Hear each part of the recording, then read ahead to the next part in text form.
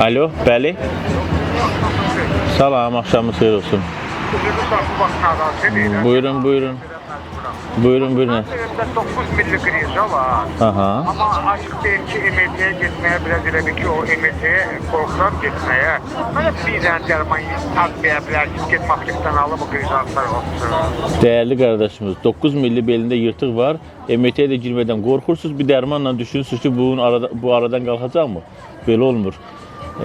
Yırtıklar bir saate bir dermanla aradan kalksaydı işimiz daha rahat olardı. Aslında bu problemi kökünden həlləməmiz lazım. Ona göre MT'den korkursunuz tamam ama mütləq şekilde gelin.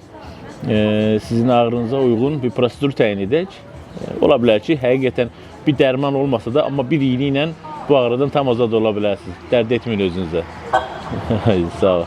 Siz sağ olun. Buyurun.